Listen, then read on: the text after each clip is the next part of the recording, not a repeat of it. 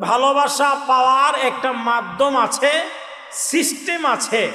যেই সিস্টেমে ভালোবাসলে আল্লাহকে ভালোবাসা হবে। কথা বলেন ঠিক না? আল্লাহ পাককে ভালোবাসার সিস্টেম আল্লাহ পাক আমাদেরকে বলে দিয়েছেন। সেটা হলো, তোমরা যদি আমি আল্লাহ পাকের ভালোবাসা পাইতে চাও, তাহলে তোমাদের এক নম্বর কাজ হলো তোমরা আমার হাবিব বিশ্বনবী মুহাম্মদ সাল্লাল্লাহু আলাইহি সাল্লাম তার অনুসরণ করো। আরে কথা বলেন ঠিক না? নবীর অনুসরণ ছাড়া, নবীর আনুগত্য ছাড়া, নবীর কথা মানা ছাড়া আল্লাহকে কশিন কালেও ভালোবাসা পাওয়া যাবে না। আল্লাহর ভালোবাসা পাইতে গেলে পূর্ব শর্ত কি? নবীকে ভালোবাসতে হবে। কথা বলেন ঠিক না? নবীর ভালোবাসা ছাড়া আল্লাহর ভালোবাসা পাওয়া যাবে না। এই জন্য আল্লাহ বলেন, নবী কুল, আপনি বলে দেন, ইন কুনতুম তুহিব্বুনাল্লাহ, তোমরা যদি আল্লাহর ভালোবাসা পাইতে চাও, নবীজি বলেন তোমরা যদি আল্লাহ বলেন তোমরা যদি আল্লাহর ভালোবাসা পাইতে যাও, তাহলে ফাত্তাবিউনি, তোমরা আমার নবীর অনুসরণ করো। সুবহানাল্লাহ খান। তোমরা যদি আমার নবীর অনুসরণ করো, অনুকরণ করো, আমার নবীকে আদর্শ হিসাবে মানো, তাহলে ইউহিব্বুকুমুল্লাহ, আল্লাহ বলেন তোমাদেরকে আল্লাহ ভালোবাসবেন। জোরে কোন সুবহানাল্লাহ। তো আল্লাহকে ভালোবাসি, আল্লাহকে ভালোবাসি, এই কথাটা বললে কি ভালোবাসা পাওয়া যায়? কথা কয় না। পাওয়া যায়। কাকে ভালোবাসতে হবে? আগে নবীকে ভালোবাসতে হবে, নবীর কথা অনুযায়ী চলতে হবে, নবীর আদর্শ মানতে হবে। নবীর ভালোবাসা আগে, তারপর আল্লাহর ভালোবাসা। কথা বলেন ঠিক না? তাহলে নবীর অনুসরণ করলে আল্লাহ বলেন ইউহিব্বুকুমুল্লাহ, আল্লাহ তোমাদেরকে ভালোবাসবেন।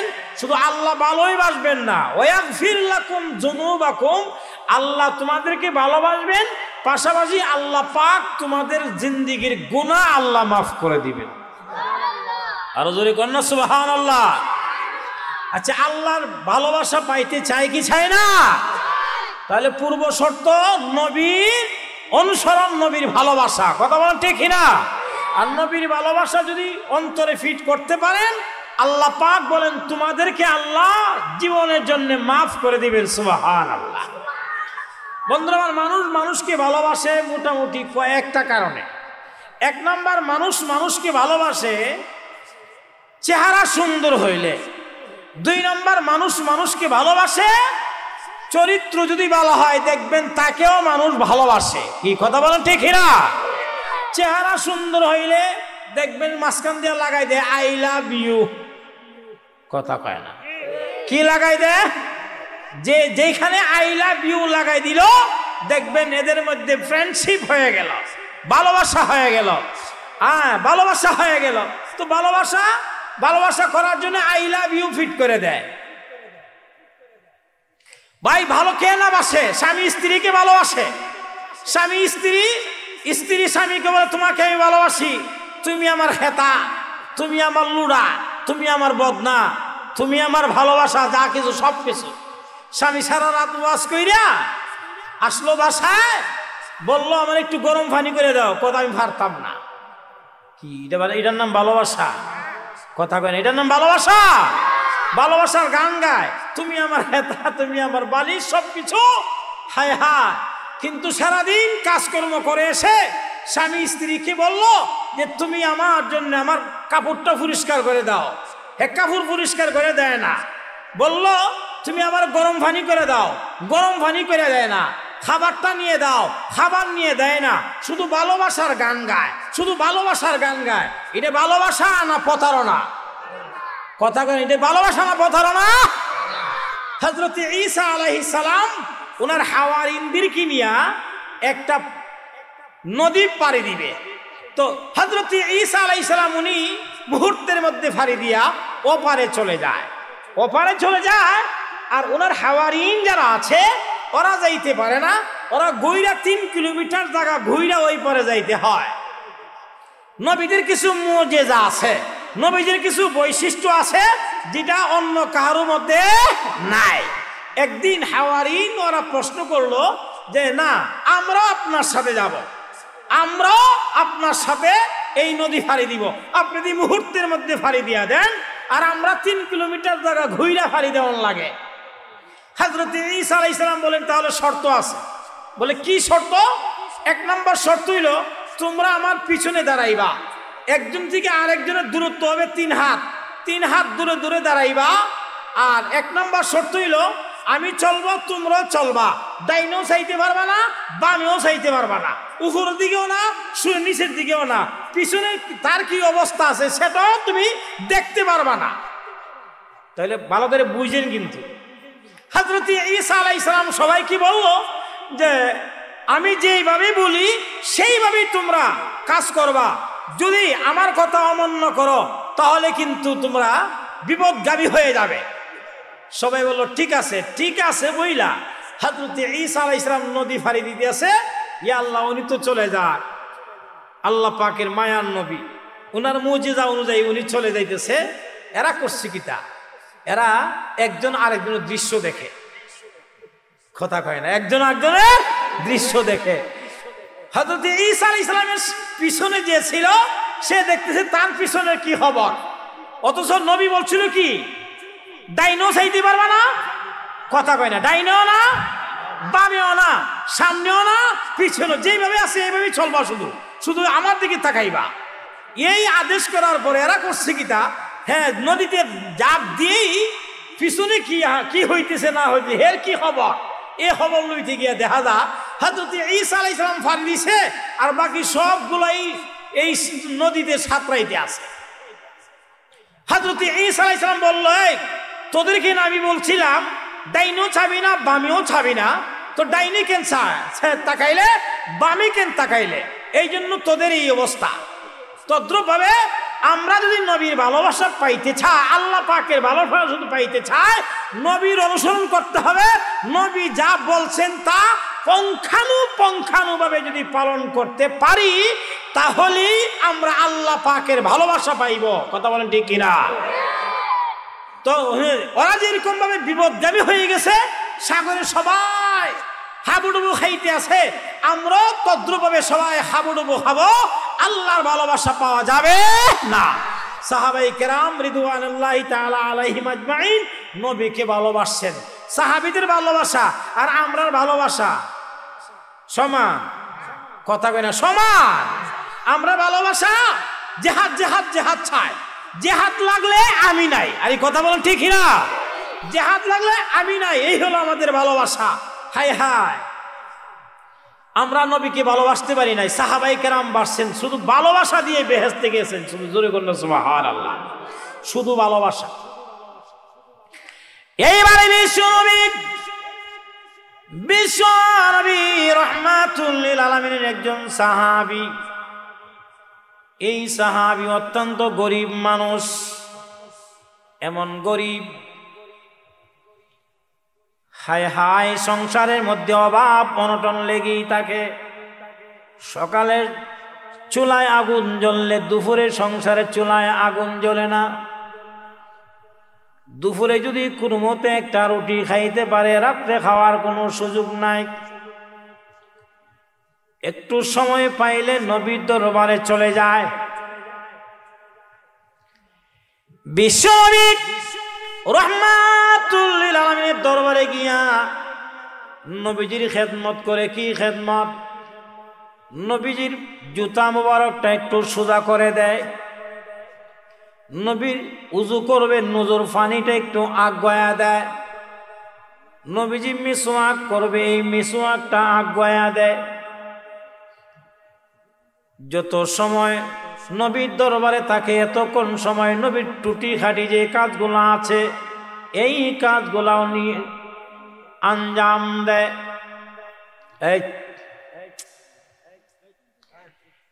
এইবারে বিশ্বনবী রাহমাতুল লিল আলামিন এই সাহাবীর এই ছোট কাজগুলা নবীর দরবারে পছন্দ হয়ে গেছে। নবীজি তার প্রতি সন্তুষ্ট হয়ে গেল। একদিন নবীজি বলেন, ও সাহাবী, তোমার সংসারে অভাব, এটা আমি ভালো করেই জানি।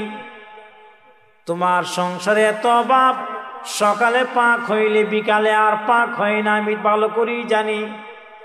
তুমি যদি অনুমতি দাও তাহলে তোমার জন্য আমি আল্লাহ পাকের কাছে কিছু চাইতে পারি।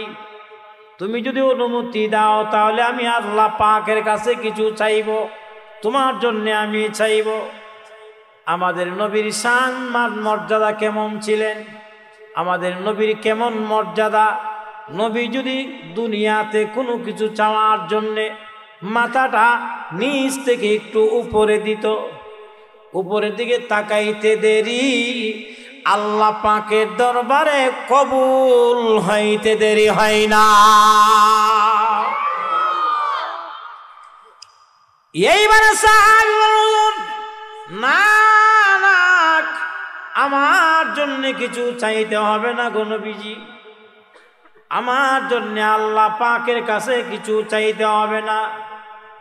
নবীজি বলেন, না, আমার আত্মা মানে না, আমার দিলে মানে না, তোমার কষ্ট দেখে আমি বরদাস্ত করতে পারি না। তবে আমার তেমন কিছু নাই, থাকলে আমি তোমাকে দিতাম। এই মিয়া, যেই নবীকে সৃষ্টি না করলে কোনো কিছুই সৃষ্টি করা হতো না, সেই নবীর সংসারে পর্যন্ত আগুন জ্বলে না, চুলায় আগুন জ্বলে না। নবীজি যা চাইতেন তাই আল্লাহ পাক দিতেন। কিন্তু সাহাবী বলেন, না, আমার জন্য কিছু চাইতে হবে না। নবীজি বলেন, না, আমার দিল মানে না, তোমার জন্য আমি চাইতাম। এক পর্যায়ে সাহাবী বলেন, হুজুর, আপনি আরেকবার যদি আমাকে আপনি এই কথা বলেন, আমার জন্য আল্লাহ পাকের কাছে কিছু চাইবেন, আমি আপনাকে দ্বিতীয়বার একই কথা বলবো, আমার কোনো কিছু দরকার নাই। আল্লাহু আকবার। এক পর্যায়ে নবীজি বলেন, তাহলে তোমার জন্য আমি কি চাইব? না না, আমার জন্য কিছু চাইব না, আমার জন্য কিছু চাওয়ার কোনো প্রয়োজন নাই। ওগো আল্লাহর নবী, যতক্ষণ পর্যন্ত আমি আপনার দরবারে থাকি এতক্ষণ পর্যন্ত আমার দিলের মধ্যে শান্তি লাগে। কিছু প্রয়োজনে আপনার দরবার থেকে যখন চলে যাই বাসায়, যতক্ষণ বাসায় থাকি এতক্ষণ আমার দিলটা কান্নাকাটি করে কোন সময় আপনার দরবারে আসতাম। আপনার দরবারে আসার আগ পর্যন্ত আমার দিলের মধ্যে শান্তি লাগে না। আপনার দরবারে আমি আসলে আমার দিলের মধ্যে শান্তি লাগে, আপনাকে দেখলে আমার শান্তি লাগে। যেই নবীর চেহারা আনোয়ারের দিকে তাকাইলে মাথা ব্যথা দূর হয়ে যায়। কি সুবহানাল্লাহ বলবেন না? যেই নবীর চেহারা দিকে তাকাইলে পেটের খিদা দূর হয়ে যায়। যেই নবীর চেহারা দিকে তাকাইলে পরিবারের কথা ভুইলা যায়। নবী গো, আপনার দরবার ছেড়ে যখন বাসায় যায় তখন আমার দিলের মধ্যে একটা আগুন দা দা করে জ্বলে, কত তাড়াতাড়ি আপনার দরবারে আসবো, আসলেই আমার দিলের মধ্যে শান্তি পয়দা হয়ে যায়, আমার দিলের মধ্যে শান্তি হয়।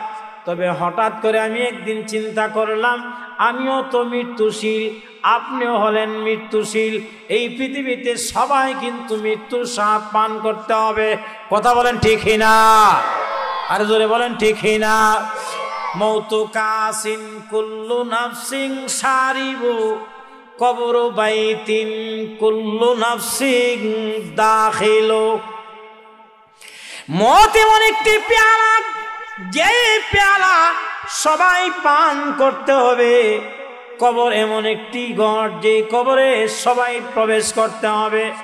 বন্ধুরা আমার, আল্লাহ নিয়ে মানুষের মধ্যে ইখতিলাফ আছে, কিন্তু মৃত্যু নিয়ে মানুষের মধ্যে কোনো ইখতিলাফ নাই, মৃত্যু নিয়ে কোনো মতানক্য নাই।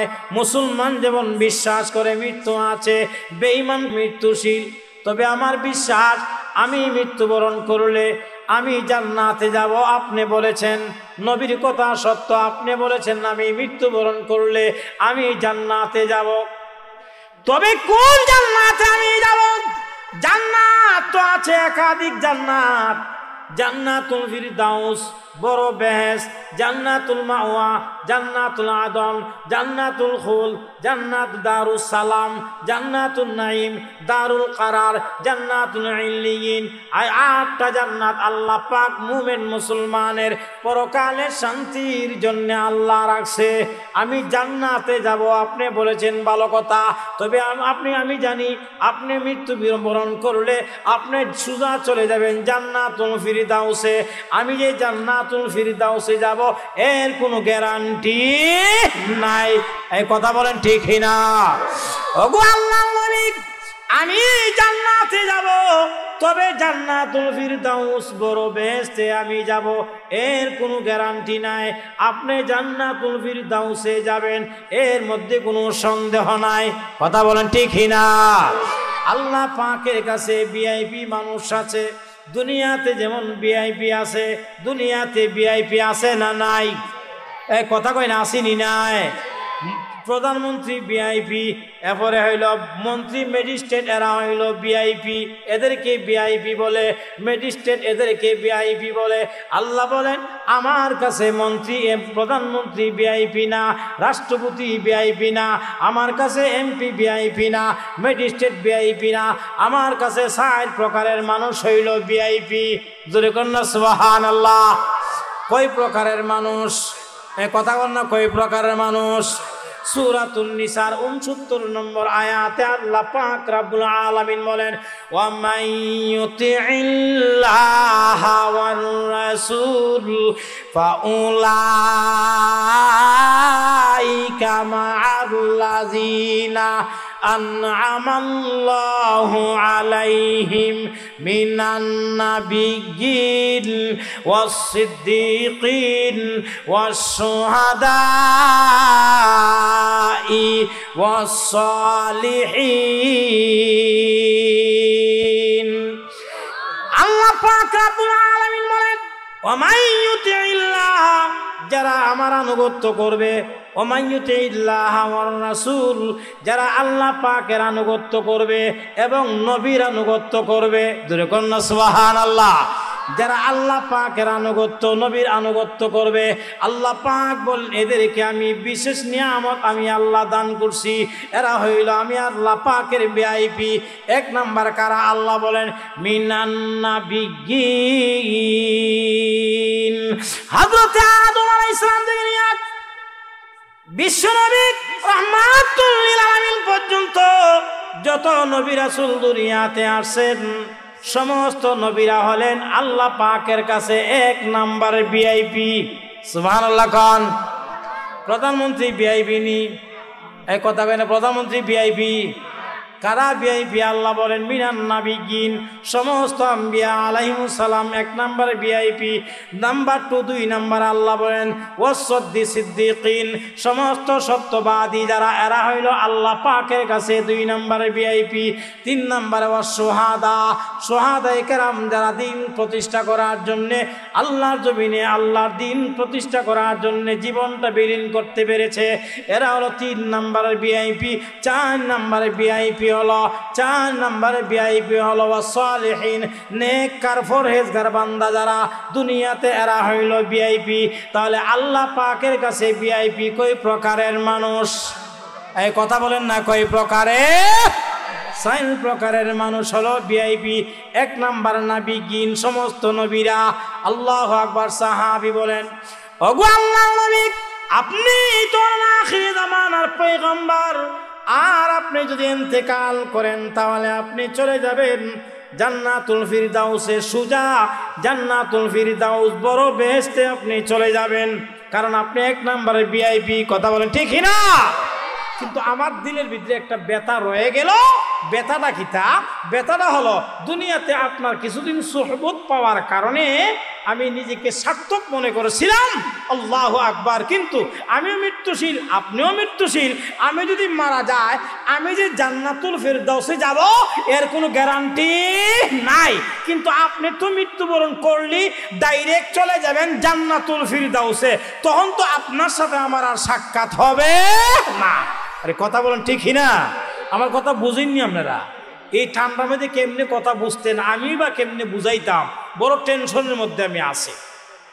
সাহাবীর দিলের ভিতরে কান্নারা দেখেন, দুনিয়াতে আপনার সোহবত পাইছি, আপনার সাথে সম দিতে পারছি, এটা আমার ভাগ্যের ব্যাপার, কিন্তু মেনতে কালের করার পরে যে আপনি ডাইরেক্ট জান্নাতুল ফিরদাউসে চলে যাবেন, আমি তো যেতে পারবো না, তখন তো আপনার সাথে আমার সাক্ষাৎ হবে না। নবীজি বলেন তাই? বলে হ্যাঁ। নবীজি সাহাবী এই কথা বলার সাথে সাথে নবীজির জবানটা বন্ধ হয়ে গেল। নবী কি উত্তর দিবেন, সাহাবীকে কি দিয়ে বুঝ দিবেন? নবী সাহাবীকে কি দিয়ে বুঝ দিবেন? নবীজির জবান বন্ধ হয়ে গেছে। মুহূর্তের মধ্যে আল্লাহ পাক জিবরিলকে বলল, ও জিবরিল, তাড়াতাড়ি যাও, আমার নবীর এক সাহাবীর এক প্রশ্নে আমার নবীর জবান বন্ধ হয়ে গেছে। সুবহানাল্লাহ কইতেন না? আমার সাহাবীর এক প্রশ্নে আমার নবীর জবান বন্ধ হয়ে গেছে, কি উত্তর দিবে? সাহাবীর দিলের ভিতরে যে কি আশা, সে আশার জবাবটা কি দিবে? সূরাতুন নিসার 69 নম্বর আয়াত জিবরাইলের মাধ্যমে নবীজির কাছে নাজিল করে দিয়েছেন। জোরে কোন সুবহানাল্লাহ। নবীজি বলেন, ও সাহাবী, তুমি আমাকে ভালোবাসো? আলমারউ মা মান আহাব্বা, যে যাকে ভালোবাসে, যে যাকে ভালোবাসে তার সাথে তার হাসর হয়। তুমি যেহেতু আমাকে ভালোবাসো, এই জন্য আমি নবী যে জান্নাতে থাকবো, তুমি সাহাবীও আমি নবীর সাথে একই জান্নাতে থাকবা। আর জোরে কন্যা সুবহানাল্লাহ। তো সাহাবী নবীর ভালোবাসা দিয়ে জান্নাতে চলে গেছেন। কথা বলেন ঠিক কিনা? তাহলে আমরা নবীকে ভালোবাসি কি বাসি না? কথা কোন, বাসি কিনা? আল্লাহু আকবার। এই আয়াত নাজিল হয়ে গেল, তখন এই নবীজি জিবরিল যখন নবীজির সামনে এই আয়াত তিলাওয়াত করলো, সাহাবীকে বলল, সাহাবী এবার এদিকে তাকান, জান্নাতুল ফিরদাউস নবী থাকবেন। এখন জান্নাতুল ফিরদাউসটা আছে কোথায়, এটাও আমাদের জানা দরকার, বোঝা দরকার। আরে কথা বলেন ঠিক না? বন্ধুরা আমার, জান্নাত, একটা জান্নাত থেকে আর একটা জান্নাতের দূরত্ব হইল 100 বছরের রাস্তা। না আরো আসতে কোন সুবহানাল্লাহ, আরো জোরে বলেন। হাদিসের মধ্যে আছে মাসিরাতু মিআতি আম, একটা জান্নাত থেকে আর একটা জান্নাতের দূরত্ব হলো 100 বছরের রাস্তা। জোরে বল সুবহানাল্লাহ। আরেকটা রিওয়ায়াতে আছে আসমান এবং জমিনের মধ্যে যে পরিমাণ পার্থক্য, একটা জান্নাত থেকে আর একটা জান্নাতের পার্থক্য হলো, দূরত্ব হলো সমান পরিমাণ। আর জোরে কান বন্ধুরা আমার। তো জান্নাতুল ফিরদাউস হলো সবচেয়ে বড় জান্নাত, শ্রেষ্ঠ জান্নাত, যেই জান্নাতের মেহমান হবেন সমস্ত আম্বিয়া আলাইহিমুস সালাম। এই জান্নাতুল ফিরদাউসে আমিও আপনিও থাকতে পারবো, মোটামুটি কয়েকটা গুণ যদি আমরা অর্জন করতে পারি। এক নাম্বার গুণ হলো, আমরা যদি এতিমকে ভালোবাসি। এদিকে তাকান, কাকে ভালোবাসি? এতিমকে যদি ভালোবাসি। নবীজি বলছেন কেউ যদি এতিমকে ভালোবাসে, এতিমের মাথায় হাত দেয়। সুবহানাল্লাহ। কার মাথায় হাত দেয়? এতিমের মাথায় হাত দেয়, এতিমকে সান্ত্বনা দেয়, এতিমকে লালন পালন করে, এতিমকে সহযোগিতা করে। সুবহানাল্লাহ। কোন না এতিমের মাল মাইরা খায়, টাকা মাইরা খায়, জমি মাইরা খায়। আমাদের অভ্যাস তো খুব খারাপ। ভাই মারা গেছে, ছেলে হয়ে গেছে এতিম, এখন এই এতিমের সম্পদ, ভাইয়ের সম্পদ কিভাবে মাইরা খাবো, এর প্রতিযোগিতার মধ্যে আমরা লাইগা যায়। এই বাতিজা তুই এতিম হয়ে গেছে, বাতিজা তো বুঝে না, ছোট ছেলে, জমি জমা কি আছে না আছে সে তো এটা জানে না, সে বাবা হারাইছে, এতিম হয়ে গেছে, চাচা করছে কি তা বাতিজার সম্পদ দখল করার জন্যে প্রতিযোগিতা শুরু করে দেয়। এরকম আছে না নাই? অথচ নবীজি বলছেন কি, যারা এতিমকে লালন পালন করে, এতিমের মাথায় হাত দে, নবী বলেন আমি বিশ্ব নবী ওই তাকে নিয়ে জান্নাতে থাকবো, ওই উম্মতকে নিয়ে জান্নাতে থাকবো, একই জান্নাতে থাকবো, জান্নাতুল ফিরদাউসে। আর তার মধ্যে আর আমার মধ্যে 2 আঙ্গুলের পার্থক্য থাকবে। আর জোরে কন্যা সুবহানাল্লাহ। তাহলে জান্নাতুল ফিরদাউসে থাকার ইচ্ছা আছে না নাই? কথা কয় না, আছে না নাই? এক নাম্বার কি করতে হবে? এতিমকে ভালোবাসতে হবে, এতিমকে লালন পালন করতে হবে। যেই লোকের বাবা নাই সে বুঝে বাবা কি জিনিস। আয় আল্লাহ, সেই জিনিসটা বুঝে আসে। ঈদের দিন সেই জিনিসটা আমাদের বুঝে আসে। হায় হায়, যে ছেলের বাবা নাই এই ছেলে মনে মনে কান্দে আর বলে, আমার বাবা যদি থাকতো তাহলে আজকে ঈদে আমাকে সুন্দর কাপড় কিনিয়া দিত, আমাকে আমি যা চাই তা দিত। আজকে আমার বাবা নাই, আমাকে কে দিবে? আপনি যদি এই ঈদের দিন যদি কোনো এতিমের মাথায় হাত দিয়া বলতে পারেন, বাবা তোমার বাবা নাই, সমস্যা কি? আমরা তো দুনিয়াতে আছি, তোমার কি দরকার বলো না, দিতে হবে না বললেই সে খুশি হয়ে যাবে। যে ব্যক্তি এতিমকে খুশি করলো, এতিমকে খুশি করলো, এতিমকে খুশি হয়ে গেলে আল্লাহ পাকের আরশ খুশি হয়ে যায়। আর জোরে কয় না সুবহানাল্লাহ। এই জান্নাতুল ফিরদাউস আছে কোথায়? জান্নাতুল ফিরদাউসের তিনটা বৈশিষ্ট্য আছে।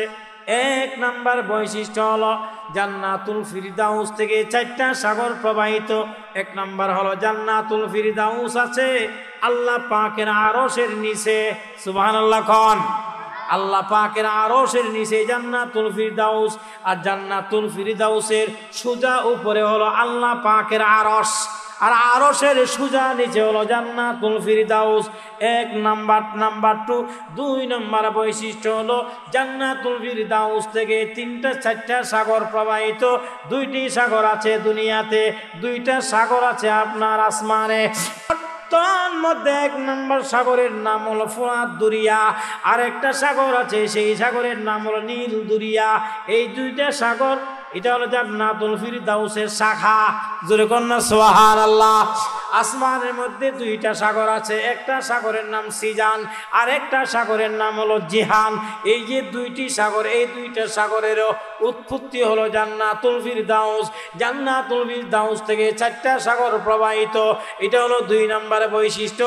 তিন নাম্বার বৈশিষ্ট্য হলো জান্নাতুল ফিরদাউসে থাকবেন সমস্ত আম্বিয়া আলাইহিমুস সালাম। আল্লাহু আকবার।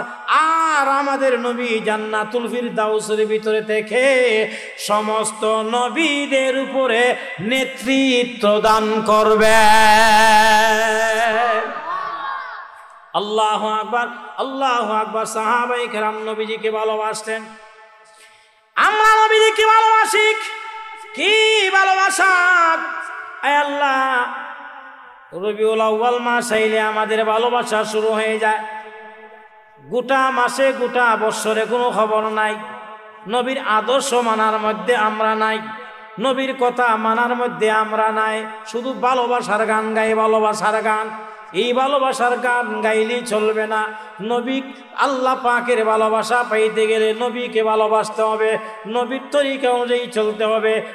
ঘুমাইতে গেলে নবীর তরিকায়, খাবার খাইতে গেলে নবীর তরিকায়, ওযু করতে গেলে নবীর তরিকায়, রাস্তায় চলতে গেলে নবীর তরিকায়, আল্লাহু আকবার, কাপড় পরতে গেলে নবীর তরিকায়, কথা বলতে গেলে নবীর তরিকায়। কথা বলেন ঠিক না? 24 ঘন্টা আমরা নবীর তরিকায় যদি পালন করতে পারি তাহলে এটাই হবে ইবাদত। বিশ্বনবী রাহমাতুল লিল আলামিন বলেন, কোন উম্মত যদি এশার নামাজ জামাত আদায় করে, এশার নামাজ জামাতটা আদায় করে যদি নিয়ত কইরা ঘুমায়, নবী বলছেন নিয়ত কইরা যদি সে ঘুমায়, আল্লাহ তুমি আমারে ফজরের নামাজ জামাতে পড়ার তৌফিক দিয়া দিও, ফজরের নামাজটা জামাতে পড়ার তৌফিক দিয়া দিও। নবীজি বলেন, সারা রাত্র দাঁড়াইয়া নফল নামাজ পড়লে যেই সওয়াব, আল্লাহু আকবার, এই বান্দা ঘুমাইয়া তার আমল নামায় সারা রাত্রে সওয়াব জমা হয়ে যাবে। তাহলে ঘুমাইতে হবে কার তরিকায়? নবীর তরিকায়। কথা বলেন ঠিক না? ঘুমাইতে হবে নবীর তরিকায়, কথা বলতে হবে নবীর তরিকায়। কথা বলেন ঠিক না? আপনার কাছে একজন মানুষ ভিক্ষা চাইছে, নবী বলছেন কি, যদি না থাকে তাহলে তুমি তাকে সুন্দর ভাষায় তাকে বইলা দাও, বাবা নাই থাকলে তোমারে দিতাম। আরে কথা কোন ঠিক না? এই যে নবীর তরিকায় যদি এই কথাটা বলেন, তাহলে সদকা করলে যেই সওয়াব, না কইরাও আপনার আমল নামায় সব জমা হয়ে যাবে। নবীর তরিকায় মানতে হবে। সাহাবায়ে কেরাম নবীকে ভালোবাসেন। আল্লাহু আকবার। নবীর একজন সাহাবী, এই নবীর সাহাবী, উনি অসুস্থ হয়ে গেল। এমন অসুস্থ আর মনে হয় বাঁচবে না। মাগরিবের নামাজের পরে উনি শায়িত হয়ে গেল, সুজা হয়ে গেল। মনে হয় আসার নামাজটা আর পড়তে পারবে না, মানে সখরাত শুরু হয়ে গেছে। তখন সাহাবী বলেন, পরিবারের যারা আছে সবাইকে ডাক দেয়া বলে, এই পরিবারের লোকেরা তোমরা শোনো, আমি যদি এশার নামাজটা পড়তে পারি তো আলহামদুলিল্লাহ। এশার নামাজের আগে যদি মারা যায়, তাহলে তোমাদেরকে ওসিয়ত করলাম, তোমরা তাড়াতাড়ি আমাকে গোসল করাইবা, কাফন পরাইবা, যত তাড়াতাড়ি পারো তোমরা আমাকে দাফন করে দিয়ে দিবা। আমার মৃত্যুর সংবাদটা আমার নবীর দরবারে পৌঁছাইবা না। ভালো করে বুঝবেন কিন্তু কথাটা। সাহাবী কি বলল? আমি যদি এশার নামাজটা পড়তে পারি তো আলহামদুলিল্লাহ, আর যদি এর আগেই যদি মারা যায় আমার মৃত্যুর সংবাদটা আমার নবীর দরবারে দিবা না, না দিয়া তোমরা তাড়াতাড়ি আমাকে গোসল করাইবা, কাফনের ব্যবস্থা করবা, তাড়াতাড়ি আমাকে দাফন করে দিয়ে দিবা। এই কথাটা সে বলল। আল্লাহ বলার পরেই নবীজি তার বাসায় চলে আসছেন, অসুস্থতার কথা শুইনা চলে আসছে। নবীজি আইসা তাকে দেখলো, অবস্থা তেমন ভালো না। নবীজি যাওয়ার সময় বলে গেল, পরিবারের সবাইকে বলে গেল, এই পরিবারের লোকেরা শোনো, আমার এই সাহাবী যদি মারা যায় তাহলে তাড়াতাড়ি আমার দরবারে মৃত্যু সংবাদটা পৌঁছাইবা। আমি নিজে আসব, আমার সাহাবীকে আমার নিজ হাত মুবারক দিয়ে আমি গোসল করাইব। আরে আস্তে কন্যা সুবহানাল্লাহ। নবীজি বললেন, আমি তাকে গোসল করাবো। তার ভাগ্যটা কেমন চিন্তা করে নবী হাত মুবারক দিয়া তাকে গোসল করাইবে। নবীজি বলছেন, আমি গোসল করাইব, এমনকি আমার সাহাবীর শরীরে আমি কাপড়ের কাপড়টা পরাইব। শুধু তাই না, আমার সাহাবীকে আমি কবরস্থ করব, এমনকি আমার সাহাবীর জানাজা নামাজ আমি বিশ্ব নবী পড়াইয়া দিব। নবীজি এই কথা বইলা চলে গেলেন বাসায়। নবীজি বাসায় যাওয়ার পরে কিছুক্ষণ পরেই সে ইন্তেকাল করলো। এখন তো পরিবারের লোকেরা পড়ছে বড় বিপদে। এই কথা বলেন ঠিক না? তার কথা মানবে না নবীর কথা মানবে? নবী না বলছে সব দায়িত্ব উনি নিয়ে নিছেন, সব কিছু উনি সমাধান করবে। আর সে বলতেছে আমার মৃত্যুর সংবাদটা আমার নবীর কাছে পৌঁছাইবা না, তাড়াতাড়ি গোসল দাফন যা আছে সব কিছু কইরা আমাকে কবরস্থ করে দিবে। পরিবারের লোকেরা পড়ছে বড় বিপদে। আয় আল্লাহ, এক পর্যায়ে পরিবারের লোকেরা করলো কি, ওনারা মৃত্যুর সংবাদটা না পৌঁছায়া তার ওসিয়ত অনুযায়ী তাকে দাফন করে দিয়ে দিল। যত তাড়াতাড়ি পারে দাফন করে দিয়ে দিছেন। নবীজি সংবাদ পাইলেন পরের দিন 10টার সময় উনি সংবাদটা পাইল। এক পর্যায়ে ওনাকে মৃত্যুবরণ করার আগে ওনার একজন পরিবার লোকে প্রশ্ন করলো, নবী না বইলা গেল সব সমাধান করবে, তুমি বলতে আছো তোমারে তাড়াতাড়ি দাফন করতাম, তোমার মৃত্যু সংবাদ নবীর দরবারে না দিতাম, এর কারণটা কি? তখন সাহাবী চোখের পানি ছেড়ে দিয়া কান্দে আর বলে, ওরে আমার পরিবারের লোকেরা, তোমরা তো জানো না উহুদের যুদ্ধের ময়দানে আল্লাহু আকবার নবীজির 2 জন গার্ড ছিল, তোর মধ্যে আমি একজন, আর আবু দুজানা নামক সাহাবী উনি একজন। আল্লাহু আকবার যুদ্ধের ময়দানে আমরা ওয়ালের মতন দাঁড়িয়ে যাইতাম। ডান দিক থেকে তীরগুলো আসলে আমি আমার বুকটাকে ওয়ালের মতন দিয়া দিতাম, বাম দিক থেকে তীরগুলো আসলে আবু দুজানা সাহাবীর মতন সাহাবী তার বুকটা এরকম ভাবে দিয়া দিত। শোনো, যুদ্ধের ময়দানে এবং একটা পর্যায়ে চলে আসছে আমার শরীরে একটা নয়, 2টা নয়, 80টা তীরের আঘাত আমার শরীরের মধ্যে ঢুকছিল।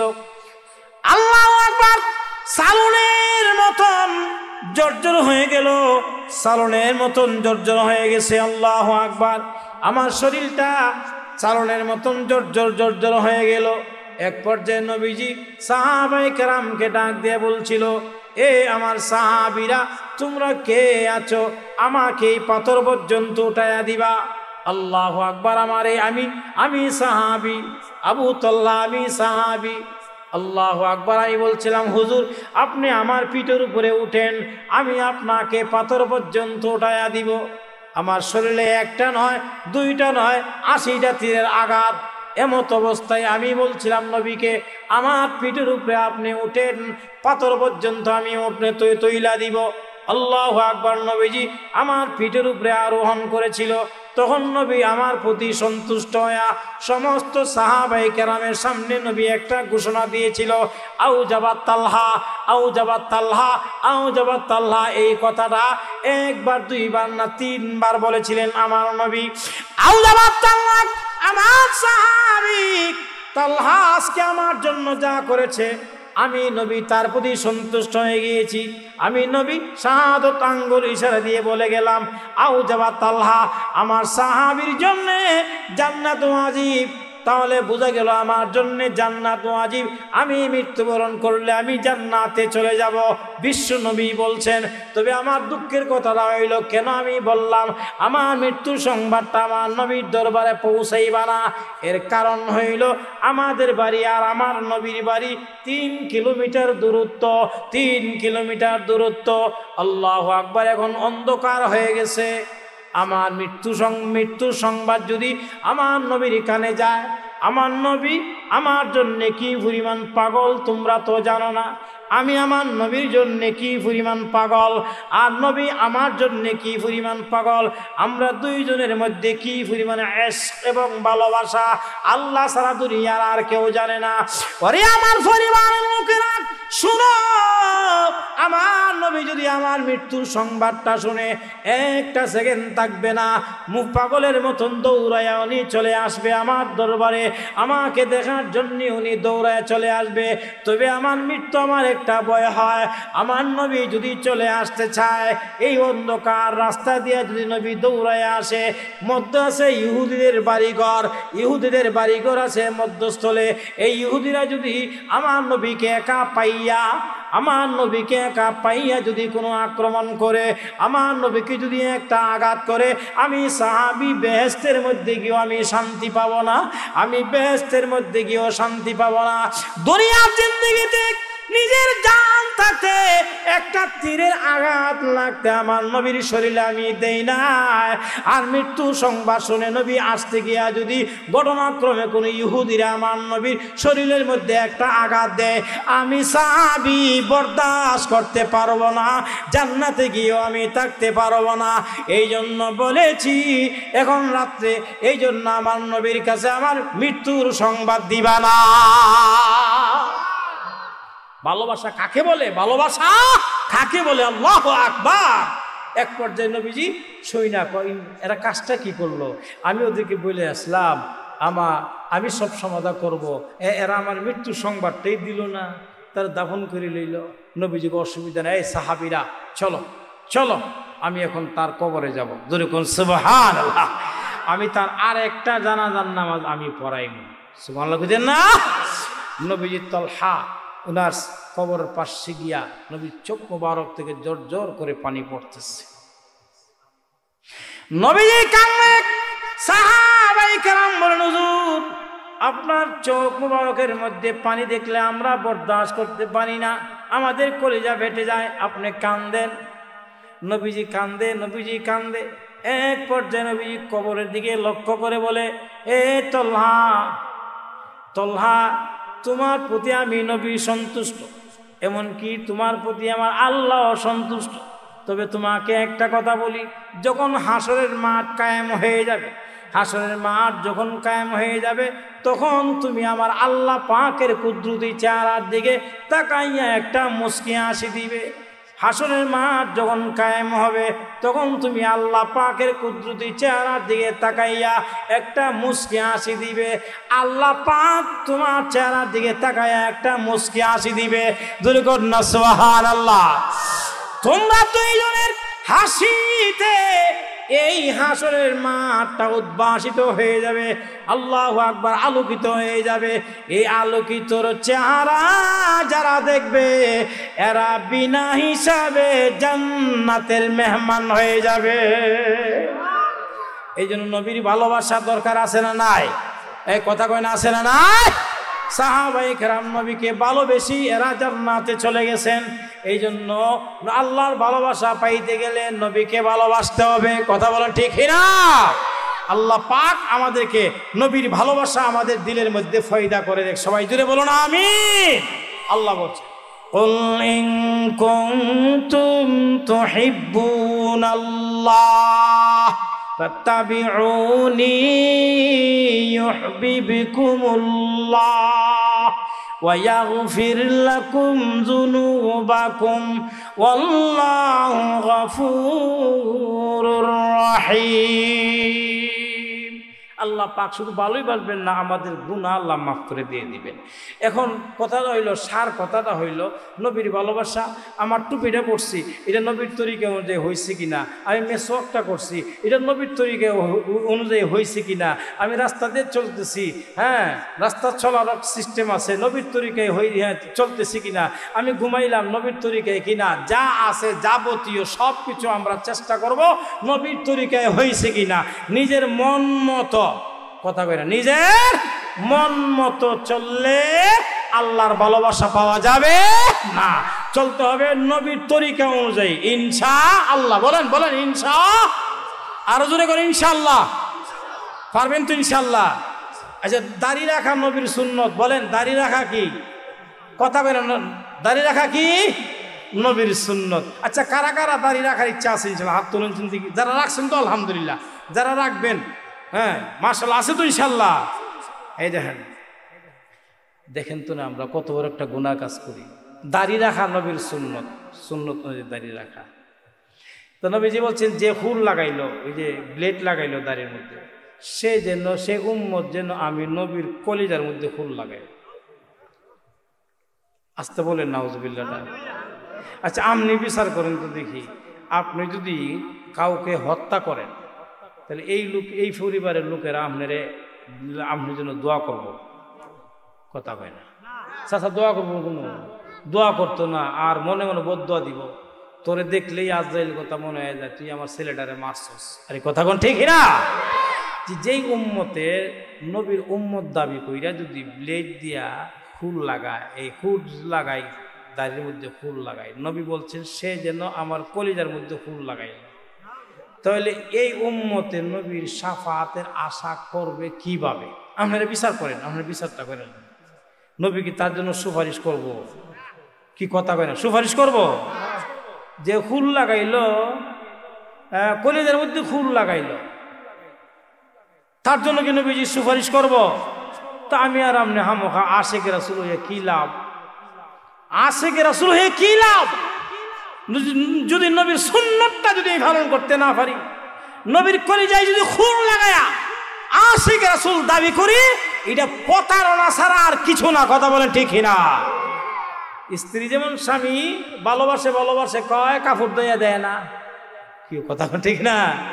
স্বামীর জন্য ভালোবাসা, ভালোবাসা গান গাইতে গাইতে শেষ, কাপড় ধুইয়া দেয় না, খাবার লইয়া দেয় না। স্বামী যদি পশ্চিমে, স্ত্রী যায় ফুবে। এটা কি ভালোবাসা না প্রতারণা? কথা কয় না, ভালোবাসা না প্রতারণা? এটা হইল, এটা যেমন প্রতারণা, তদ্রুপভাবে নবীর আশেক দাবি করা আর নবীর পাগল দাবি করা আর নবীর সুন্নত দাড়ি না রাইখা ফুল লাগানো, এটাও প্রতারণা। কথা বলেন ঠিক না? আচ্ছা, দাড়ি কাটটা কেউ জীবনে যুবক হইতে পারছে? হ্যাঁ, যুবক দেখা যায়। তো আমরা রাষ্ট্রপতি যে আব্দুল হামিদ সাহেব আছেন আগে, যে আছেন, এই বেটা বুড়ি হয়ে গেল, জোয়ান হয়ে গেল, কেমন লাগে দেখতে? পুরুষের সৌন্দর্য দাড়ি। কথা কন, পুরুষের সৌন্দর্য দাড়ি। পুরুষের যদি দাড়ি যদি না থাকে, এটা তো পুরুষের সৌন্দর্য না। বাঘের, চিড়িয়াখানার, এই যে জঙ্গলের আছে না, প্রাণী আছে না, এই প্রাণীর মধ্যে শ্রেষ্ঠ প্রাণী, শক্তিশালী প্রাণী, রাজা, এটার নাম সিংহ। দাঁড়িয়ে আসেনি? দাঁড়িয়ে আছে, দাঁড়িয়ে আছে, সিংহর দাঁড়িয়ে আছে, এটা শ্রেষ্ঠ, এটা রাজা। তো জমিনের মধ্যে পুরুষ হইল রাজা। এই রাজার যদি দাড়ি না থাকে, এর মধ্যে আর মহিলার মধ্যে কোনো পার্থক্য নাই। কথাটা মনে তিতা হয়ে গেছে গা। কথা তিতা হয়ে গেছে গা। আপনারা বিচার করেন, আমি করতাম না, আপনাদের বিচার করেন। এলাকা তো হবিগঞ্জ জেলার মধ্যে এই এলাকার বিচারের বড় দাম আছে, নামও আছে। কথা কোন ঠিক না? এলাকার সাহেব আসেন একজন, আসেনি, হন না, মারা গেছে। ওনার বিচারের প্রশংসা আছে না? সারা দেশে প্রশংসা আছে না? ওনার আমানতদারির প্রশংসা আছে। ওনার বিচারেরও প্রশংসা। সেই দেশের মানুষ আপনারা নিজের বিচারটা করে নেন, আমি বিচারটা করতাম না। আপনি বুঝি ফুল লাগাইবাই, দাড়ির মধ্যে ফুল লাগাইবাই, আর আপনি নবীর সাফাতে আশা করবাই। নবীরা বলছে সেজন্য আমার কলজের মধ্যে ফুল লাগাইল, তো আপনি কেমনি নবীর সুপারিশ পাইবেন? সুপারিশ পাওয়ার দরকার আছে ইনশাল্লাহ। দাড়ি রাইক্যা না কাটিয়া, কথা কন, রাইক্যা না কাটিয়া? ইনশাল্লাহ, ইনশাল্লাহ রাখবেন তো ইনশাল্লাহ? বলেন ইনশাল্লাহ। আর দাড়িতে ফুল লাগাবো না। আমি দাড়িতে ফুল লাগাইলে অনেক লস। 1 নম্বর টাকার লস, 2 নম্বর স্কিনের লস, ওই যে চামড়া, 3 নম্বরে ক্যান্সার হওয়ার সম্ভাবনা আছে, 4 নম্বর চোখের জুতি নাই, চোখের পাওয়ার কমে জায়গা, কথাটা বুঝছেন কি?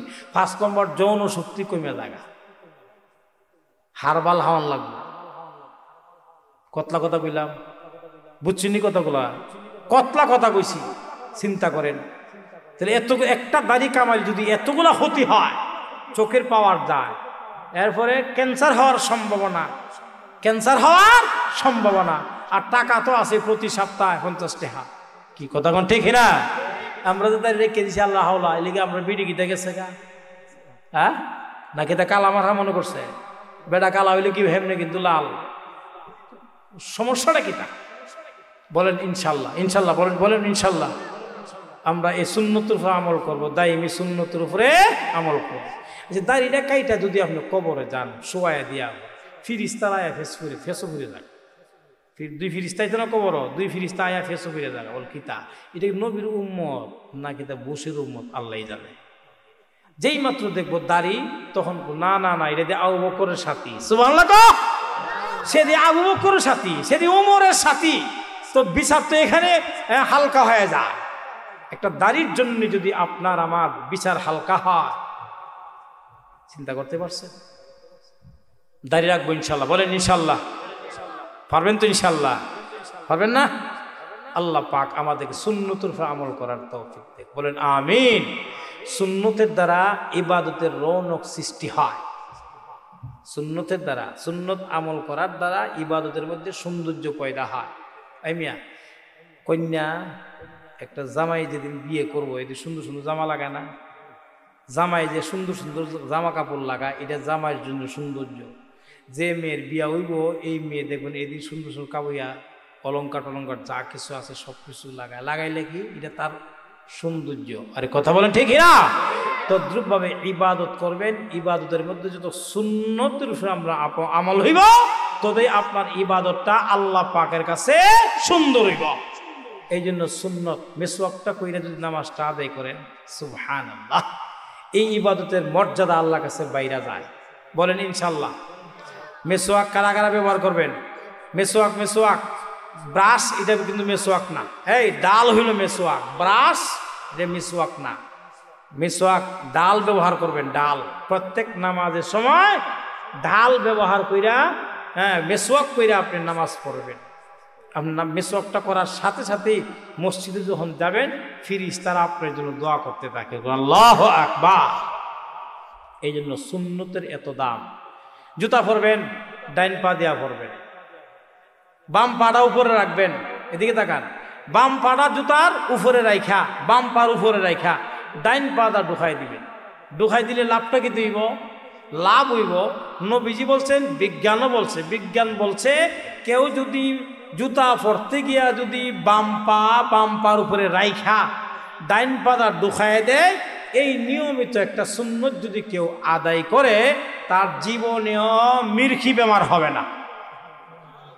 আর জোরে কন্যা সুবহানাল্লাহ। চিন্তা করতে পারছেন? মির্খি বেমারই হবে না আপনার। দেন না মির্খি বেমার, জুতা হুঙ্গাই দিলে আমার ভালোই জায়গা আসিনি। আর নবীজি বলছেন তার জীবনে মির্খি বেমার হবে না। আমরা মিসওয়াক করতে করতে জিহ্বাতে ঘষা দেই, জিহ্বাতে ঘষা দেওয়ার হতে লালা বাইর, কথা কোন বাইরেনি? এই যে একটা ভিতর থেকে একটা লালা যে বের হয়, নবী বলছেন এই লালাটা যদি বের হয়, তার পেটের যত রোগ আছে সমস্ত রোগ এই লালার সাথে বের হয়ে যায়। আর জোরে কন্যা সুবহানাল্লাহ। তাহলে মিসওয়াকের লাভ আছে না নাই? এই যে গোসাইতে আছে, জিহ্বাতে গোসা দিলেন, ওই ভিতরে যখন চলে যায় একটা লালা বের হয়, এই লালার সাথে পেটের রোগ যা আছে সব বাইরে জায়গা। কন্যা সুবহানাল্লাহ। এমন একটা প্রেসক্রিপশন দেওয়া যে ডাক্তাররা দিলে আপনার 1000 টাকা দন না আমরা তো আবার একটাতেও দিতেন না। কেউ কথা কোন ঠিক না? আচ্ছা আমরা হাসি দিইনি, হাসি হেচ্ছি দিই না, হেচ্ছি হাসি দিলে কিটা, হাসি দিলে হ্যাঁ একটা হাসির সাথে 3000 রূপ বের হয়ে যায়। কথা কোন কয় হাজার? আর কেউ যদি দেখেন তো হাসি দেওয়ার পরে শরীর একটু পাতলা হয়, হয়নি? তো আমরা হাসি যদি একসাথে 3টা বাইরে দে তাহলে 3 3 কত, কত কয় হাজার? 9000। তবে শর্ত আছে, হাসি দিয়া আলহামদুলিল্লাহ কইতেইব। কথা কোন কিতা কইতেইব? আলহামদুলিল্লাহ বলতে হবে। যদি জুড়ে বলেন যে শুনবো ইয়ার হামুকাল্লাহ, আর যদি কেউ না শুনে আপনি একা একা বলেন আলহামদুলিল্লাহ। আলহামদুলিল্লাহ যদি বলেন তাহলে আপনার শরীর থেকে 3টা দিলে 9000, কয় হাজার? 9000 রূপ আপনার অটোমেটিক ভিতর থেকে বের হয়ে যাবে। বল সুবহানাল্লাহ। চিন্তা করতে পারছেন ইসলামের বিধান কত সুন্দর? হ্যাঁ, তো আল্লাহ পাক আমাদেরকে সুন্নতের উপরে আমল করার সবাইকে তৌফিক দান করে। বলেন আমিন। আরো জোরে বলেন। ওয়া আখিরু দাওয়ানা আনিল হামদুলিল্লাহি রাব্বিল আলামিন। ইয়া আল্লাহ 12:30 বেজেছে, দোয়া করলে। হ্যাঁ, ঠান্ডা লেগেছে, আমারও পিঠে ঠান্ডা লেগেছে। দুরূদ শরীফ পড়ি। আল্লাহুম্মা সাল্লি আলা মুহাম্মাদ ওয়া আলা আলি মুহাম্মাদ কামা সাল্লাইতা আলা ইব্রাহিম ওয়া আলা আলি